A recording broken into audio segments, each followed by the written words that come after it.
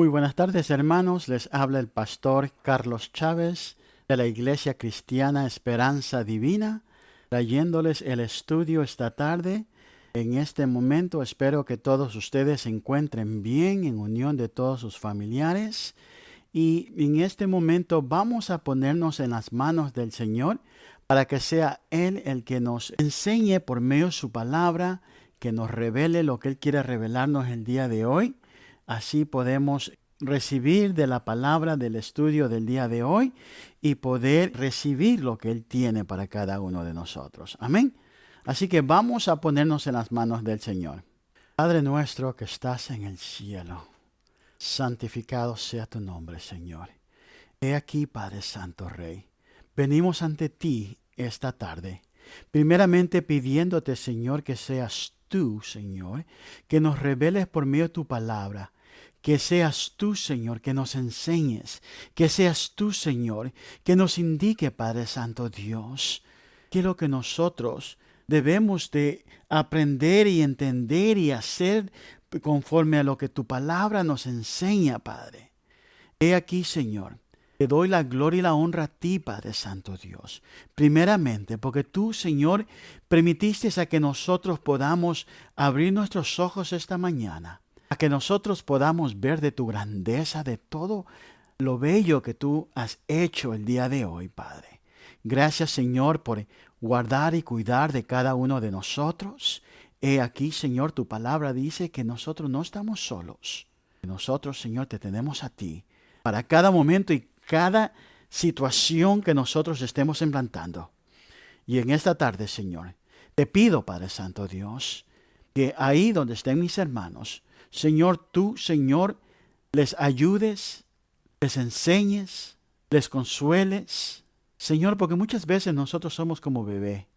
Necesitamos, Señor, de alguien que nos anime, que nos empuje, que nos diga, que nos papache, Señor. Pero tú, Señor, siempre estás ahí para cada uno de nosotros. Gracias te damos, Señor, en el nombre de Cristo Jesús. Amén. Ok, hermanos, en la semana pasada habíamos estudiado el versículo 48 de Génesis, donde Jacob había bendecido a José y a sus hijos, y donde habíamos visto cómo José había tratado de que Jacob bendiciese primero al primogénito y después al segundo, pero Jacob hizo todo lo contrario. Él cruzó sus manos y bendijo al menor primero y después al mayor. Ahora, el día de hoy, hermanos, vamos a estudiar capítulo 49 del versículo 1 al 15, y hoy estudiaremos un capítulo muy interesante porque la acción transcurre junto al lecho de muerte del anciano Jacob, y en realidad en el capítulo anterior le vimos ya postrado por la enfermedad y consideramos un momento en que cobró fuerzas y se sentó en la cama y bendijo a los hijos de José. Después de la entrevista anterior, los otros 11 hijos de Jacob entraron en la habitación, de manera que se reunieron a su alrededor los 12 hijos para escuchar el mensaje de despedida que Jacob tenía para cada uno de ellos. Y él comenzó con su hijo mayor y continuó con todo el grupo hasta llegar al menor. Lo que un moribundo declara en su lecho reviste gran importancia, hermanos, ya que en general, si alguien dice alguna vez la verdad, será precisamente en esos momentos previos a la muerte. Estos mensajes fueron especialmente dramáticos porque tenían un carácter profético. Revelarían a los 12 hijos de Jacob lo que les sucedería cuando se convirtiesen en tribus, y lo que entonces era profético se ha convertido mayormente en historia. Esta es nuestra última oportunidad, hermanos, para ver otra evidencia de fe en la vida de Jacob. En esta ocasión, habló con los jóvenes que un día se convertirían en las 12 tribus de la nación de Israel y que habitarían en la tierra de Canaán. Y en este momento, hermanos, estamos viendo la fe de Jacob. Ahora recordemos que en esa época los cananeos vivían en esa tierra y que la familia de Jacob estaba residiendo en Egipto en condiciones muy favorables. Amén. Así que vamos a leer, empecemos por los primeros dos versículos, el versículo 1 y 2, y donde la bendición y profecía de Jacob en su lecho de muerte se dio a cabo. Amén. Así que en el nombre del Padre, el Hijo y el Espíritu Santo, y la palabra de Dios dice así. Entonces llamó a sus hijos y dijo, reuníos para que os haga saber lo que os ha de acontecer en los días venideros. Juntaos y oí, hijos de Jacob, y escuchad a Israel vuestro Padre. Llegamos aquí a una expresión importante. Hay ciertas frases y expresiones que la Biblia utiliza una y otra vez, hermanos, y una de estas es la que acabamos de leer. En los últimos días. Los últimos días de la nación de Israel serán diferentes a los últimos días de la iglesia, que está siendo formada por todos aquellos que creen en la persona y el sacrificio de nuestro Señor Jesucristo a su favor. Se trata de una distinción muy clara, hermanos, que resulta necesario hacer. Aquí se está hablando en efecto de los últimos días de Israel y de lo que les sucedería a las 12 tribus que se desarrollarían a partir de los hijos de Jacob y que formarían la nación. Muchos afirman el hecho de que ciertas profecías sobre la nación de Israel se han cumplido, y esto es verdad. Pero podemos concretar, hermanos, aún más el ámbito del cumplimiento, dividiendo a Israel en esas 12 partes, y así tendremos que reconocer que Dios tuvo algo que decir con respecto a cada una de las tribus. No solamente se han cumplido profecías sobre la nación, sino que también aquellas referentes a cada una de las tribus también. Por lo cual, este tema reviste gran importancia aquí, hermanos. En este capítulo 49 veremos las profecías sobre lo que le sucederá a cada una de las tribus en los llamados últimos días, aunque algunas de estas predicciones ya se han cumplido y los acontecimientos correspondientes se han verificado históricamente, muchas otras esperan su cumplimiento final. Amén. Así que vamos a leer el versículo 3 y 4, y esta es la profecía sobre Rubén. Rubén, tú eres mi primogénito, mi poderío y el principio de mi vigor, prominente en dignidad y prominente en poder. Incontrolable como el agua, no tendrás preeminencia, porque subiste a la cama de tu padre y la profanaste, él subió a mi lecho. Aquellos patriarcas reconocieron la importancia del tema de la herencia, que también hoy es objeto de preocupación. A propósito, hermanos, de Rubén, podríamos aplicarle el refrán: de tal palo, tal astilla. Jacob así lo reconoció, viendo que su hijo se le parecía mucho a él. La frase incontrolable como el agua podría haber descrito a Jacob en los años de su juventud.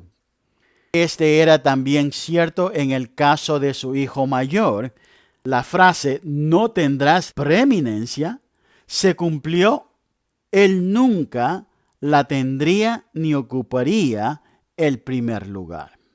La historia de Rubén, mencionada aquí por Jacob, fue una historia sórdida que encontramos en el capítulo 35. Rubén había tenido relaciones con una de las concubinas de su padre y éste se enteró. Quizás no le habló más del asunto hasta este momento en que le echó en cara este episodio, pues este pecado podría haber apartado a Rubén de la posición de preeminencia que la primogenitura implicaba. No nos hemos detenido antes en este incidente por no considerar provechoso examinar en detalle estos pecados humanos. Ahora seguimos las instrucciones del apóstol Pablo en la carta de los Filipenses 4:8.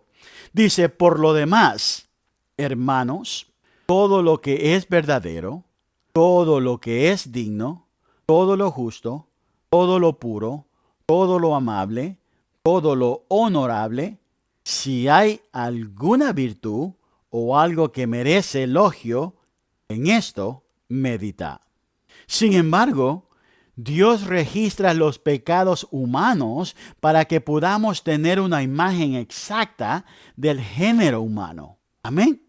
Pues vamos a leer, hermanos, el capítulo 35, donde lo que está hablando aquí Jacob con su hijo Rubén.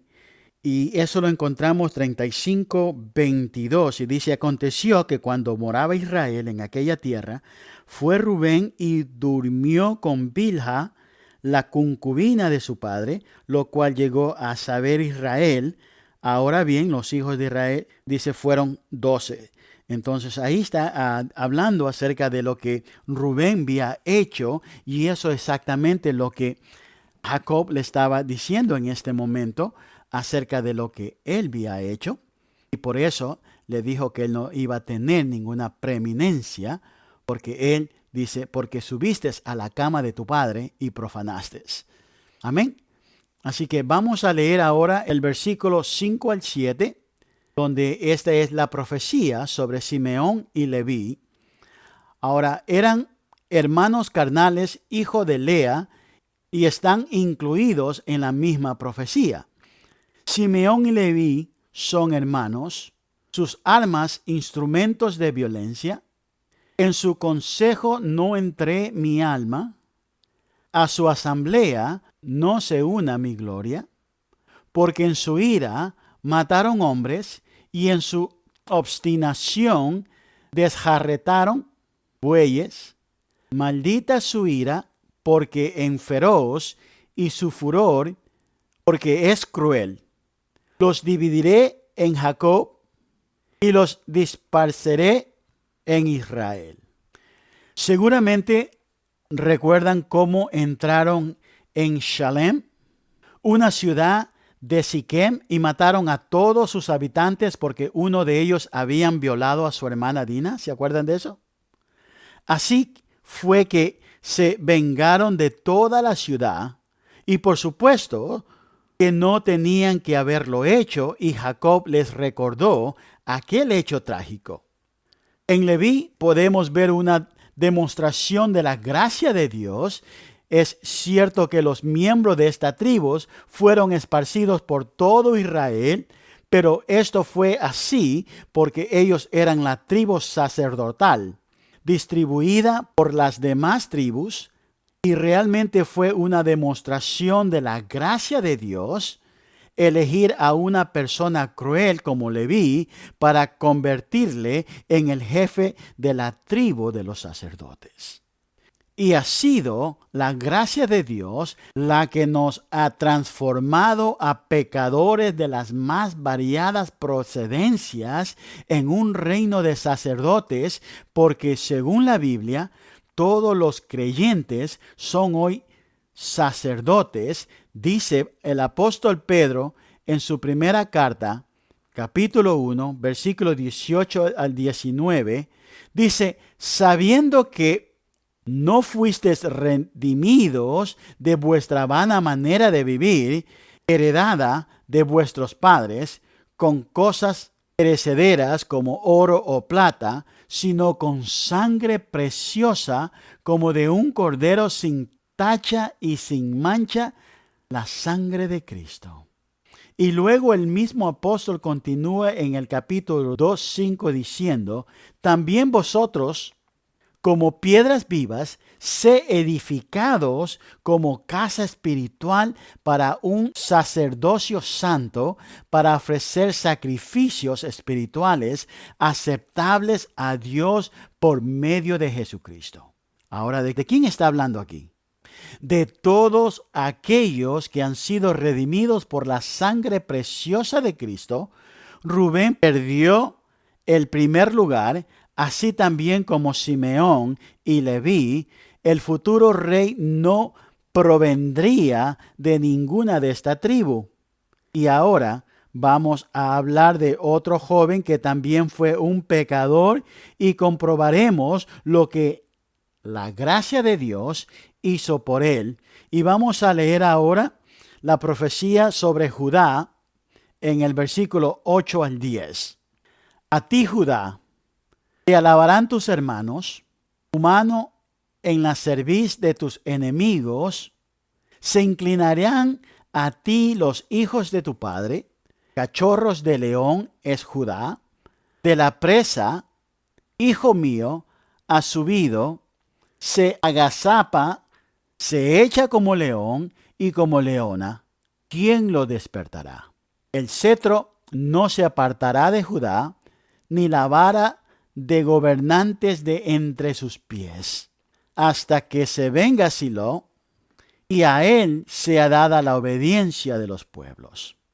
Ahora, hermanos, aquí, ¿por qué dice, se inclinarán a ti los hijos de tu padre? ¿Saben por qué? Porque nuestro Señor Jesucristo descendería de la línea de Judá y delante de nuestro Señor Jesucristo todos nos inclinaremos. Amén.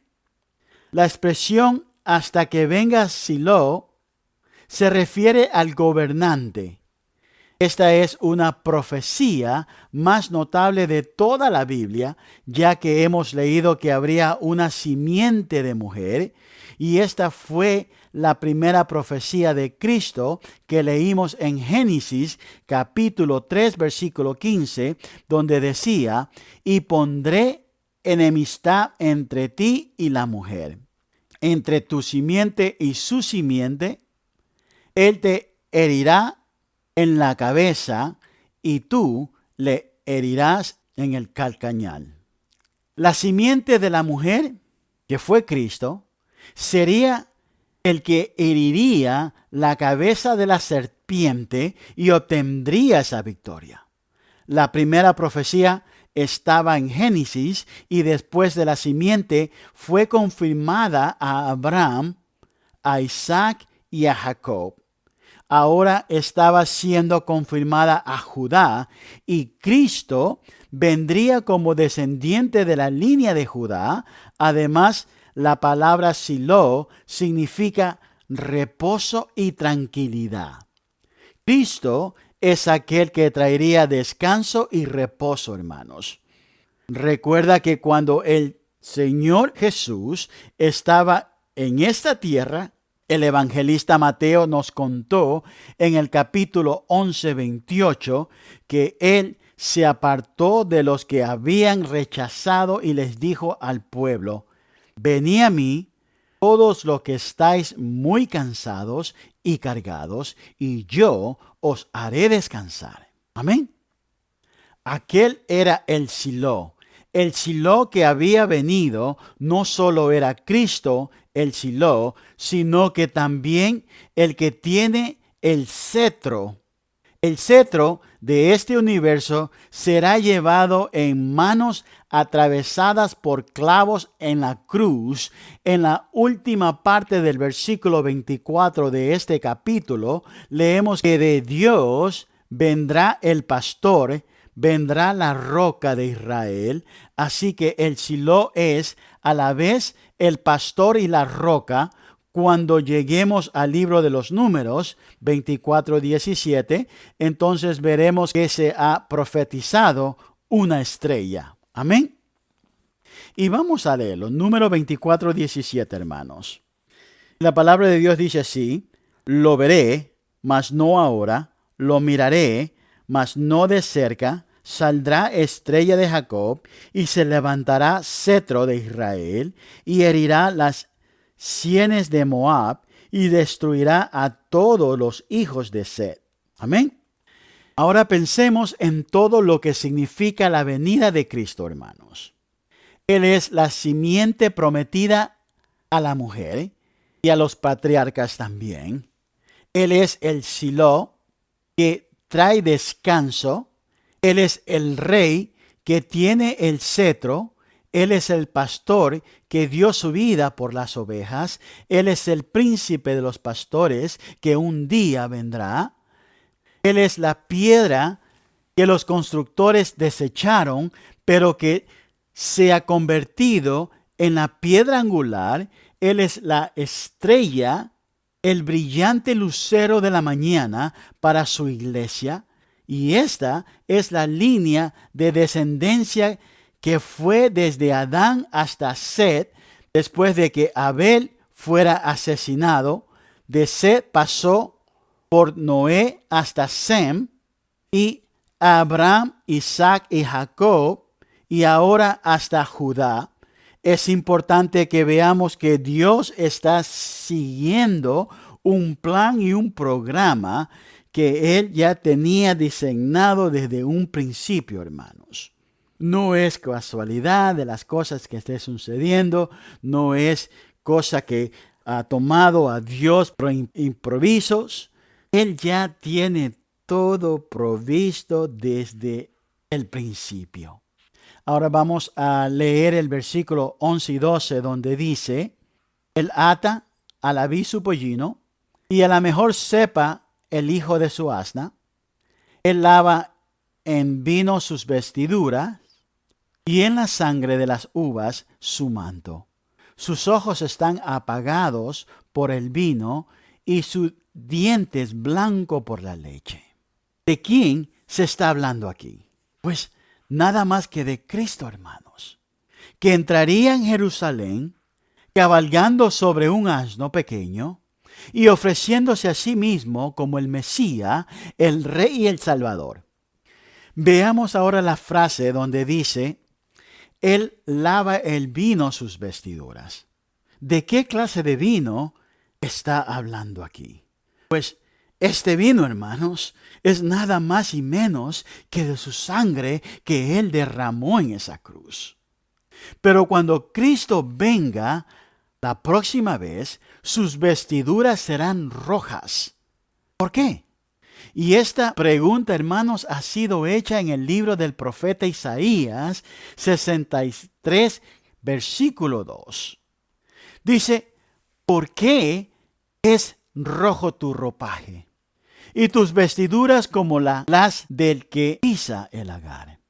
En esa ocasión no será su propia sangre, sino la de sus enemigos. Amén. Así que donde dice que Él vendrá, tendrá ese rojo vestidura, es cuando Él se venga de todos sus enemigos. Y esta es una predicción de la segunda venida de nuestro Señor Jesucristo, cuando venga para juzgar a este mundo. En esto, hermanos, la palabra de Dios es muy clara. En su primera venida a este mundo, Jesucristo vino en pobreza, humildad y mansedumbre, abandonando la gloria divina que siempre Él tuvo desde el principio. Y así fue que el Hijo de Dios vino a este mundo para morir en nuestro lugar, para pagar nuestra deuda con la justicia divina. Pero después de resucitar y ascender al cielo, Él está ahora sentado a la derecha de nuestro Padre, y cuando Él regrese, ya no lo hará como en su primera venida, como lo acabamos de decir o de escribir. En su segunda venida, hermanos, Él vendrá en la plenitud de su gloria y poder para juzgar a todo este mundo. Posiblemente, hermanos, nos estemos preguntando cómo puede evitar el ser humano este juicio divino. Desde luego, no con sus propias fuerzas, ni por sus gracias, de sus buenas obras o méritos personales, sino que únicamente por su gracia. Por tanto, lo único que el ser humano puede hacer es aceptar por la fe el sacrificio de Cristo, que es el único medio ofrecido a todas las personas para poder obtener la salvación, la justificación y la reconciliación con Dios. Amén. Así que esa es la única forma. La profecía dada a Judá es una de las más extraordinarias de la Biblia, hermanos.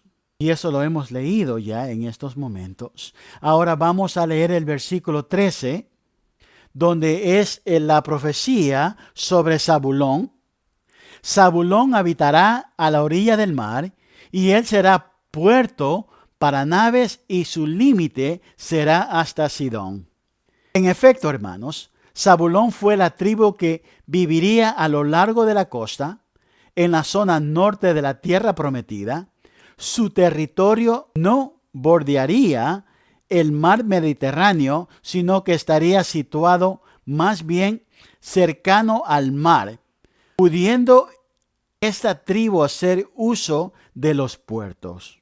Pero las tribus de Neftalí e Isaacar les separarían del mar de Galilea, mientras que entre Zabulón y el Mediterráneo estaría situada la ciudad de Sidón y la tribu de Asner. Ahora leamos los versículos 14 y 15, donde está la profecía sobre Isaacar. Isaacar es un asno fuerte, echado entre los apriscos. Al ver que el lugar de reposo era bueno y que la tierra era agradable, inclinó su hombro para cargar. Y llegó a ser esclavo en trabajos forzados. Ahora, hermanos, es muy interesante lo que dice aquí sobre Isaacar. Isaacar se establecería finalmente en la parte norte de la tierra prometida. El arduo trabajo realizado por esta tribu constituiría la espina dorsal de la nación. La idea principal aquí es que ellos serían los trabajadores. Hoy en día se oye hablar mucho sobre la mayoría silenciosa, formada por personas corrientes, como usted y yo. No somos famosos, no aparecemos en los grandes titulares de la prensa, ni somos protagonistas de las noticias en otros medios de difusión. A veces nos parece que esas celebridades son las personas especiales e importantes, pero no creo que sean ellas las que forman la columna vertebral de esta o otra nación. Las pequeñas tribus como Zabulón e Isaacar, a las que no prestamos mucha atención, llegarían a ser en realidad los elementos de sostén y apoyo fundamentalmente de la nación de Israel, y cuando se establecerían en la tierra prometida. Ok, hermanos, ahí nos vamos a quedar el día de hoy. Próxima semana estaremos continuando con Génesis capítulo 49, del versículo 16 hasta el capítulo 50, versículo 26, para poder dar el resto de las profecías de los hijos de Jacob en los últimos momentos de su vida. Y en este momento vamos a terminar aquí. Amén. Así que lo que hemos estudiado el día de hoy, hermanos, es muy importante sobre toda esta profecía que desde ese momento ha venido. Ya muchas han sido cumplidas y muchas han de venir todavía, que están por cumplirse. Y en este momento, todo esto que el Señor nos deja por medio de su palabra, todo tiene algo que ver. Todo lo que hicieron anteriormente, todo como estamos mirando aquí, tiene consecuencia. Todo lo que nosotros hacemos, hermanos, en nuestro pasado, todo eso trae consecuencia para nuestro futuro. En este momento, el Señor dice que si nosotros nos arrepentimos, si nosotros venimos ante nuestro Señor Jesucristo, nos arrepentimos y pedimos perdón de todos nuestros pecados, Él es el digno para poder librarnos de todos esos pecados y limpiarnos también de todos ellos. Ahora, eso no quiere decir, hermanos, que porque nuestro Señor Jesucristo nos perdonó y nos limpia de todos esos pecados, y Dios también nos perdonó y ni siquiera se acuerda de ninguno de esos pecados, de que todo lo que nosotros hicimos en nuestro pasado no hayan consecuencias. Todavía hay consecuencias, hermanos. Y eso, hermanos, es para que nosotros recordemos de que la próxima vez que nosotros vayamos a cometer un error, lo pensemos antes de hacer cualquier error, para que nosotros sepamos que si nosotros lo hacemos sabiendo las consecuencias, entonces esas consecuencias nos van a seguir hasta que nosotros estemos con Cristo. Amén. Así que, hermanos, eso es todo lo que les tengo el día de hoy para ustedes. Vamos en este momento a ponernos en las manos del Señor para despedirnos el día de hoy. Espero que esta palabra les haya llegado a sus corazones y hayamos reflexionado de muchas cosas que muchas veces nosotros ignoramos y que aquí nos da a revelar por medio de esta palabra que el Señor nos ha dado el día de hoy. Todo esto, profecía y todo lo que sucedió en los tiempos anteriores, todo tiene consecuencia, hermanos. Amén. Así que vamos a ponernos en las manos del Señor en este momento. Vamos a que Él nos llene y nos dé las fuerzas para seguir adelante. En este momento, hermanos, vamos a orar. Amén. Padre Santo, Dios Todopoderoso, gracias te damos, Señor, el día de hoy. He aquí, Señor. Gracias, Señor, por esta hermosa palabra que tú nos diste. Gracias, Padre Santo, Rey, porque por medio de ella, Señor, tú nos enseñas, Padre. Tú nos revelas, Señor, que nosotros, Señor, no somos dignos de nada por nuestras propias fuerzas. Que solamente por medio de tu Hijo amado, nuestro Señor Jesucristo, nosotros somos dignos de ser llamados hijos tuyos. Cuando nosotros aceptamos a Él como Señor y Salvador. En este momento, Señor, gracias te doy, Señor, porque aquí tú nos revelas también, Padre Santo Dios, de que toda profecía, Señor, muchas de ellas se han cumplido, pero muchas todavía hay por cumplirse todavía, que todavía no han sucedido. Y que nosotros, Señor, tenemos que estar listos, Señor, y preparados para aquel día, para cuando tu Hijo amado regrese de nuevo. Señor, que nuestra fe no decaiga, que nosotros no dependamos, Señor, de nadie más que de ti, Señor. Porque tú eres el único, Señor, que nos puedes llenar. Tú eres el único, Señor, que nos puedes dar. Tú eres el único, Señor, que nos puedes mostrar y revelar por medio de tu palabra. He aquí, Señor, te pido, Padre Santo Dios, que ahí donde están mis hermanos, Señor, tú sabes sus situaciones. Tú sabes sus circunstancias. Tú sabes lo que ellos están pasando. Señor, yo te pido, Padre Santo Dios, que tú seas con cada uno de ellos. Señor, que si ellos necesitan, Señor, sanidad, ahí donde ellos estén, Señor, tú los sanes. Que si ellos, Señor, necesitan, Señor, de finanzas, Señor, que tú suplas, Padre Santo Dios. Señor, que si ellos necesitan en este momento, Padre Santo Dios, una palabra de aliento, Señor, que tú, Señor, le des esa palabra de aliento. Señor, que tú les muestres y les reveles, Señor, que solamente tú eres nuestro Dios. Señor, te pido, Padre Santo Dios, que cada uno de ellos, Señor, tú seas, Señor, revelándole cada una de las palabras. Y que, Señor, muchas veces nosotros posiblemente nos sintamos solos. Pero tu palabra dice, Señor, que nosotros no estamos solos, que te tenemos a ti. Padre Santo Dios, ahora con esta situación que está pasando en este mundo, en esta ciudad, Señor, posiblemente no podamos reunirnos, Señor, como hermanos. Pero tu palabra dice, Señor, que tú estás con nosotros.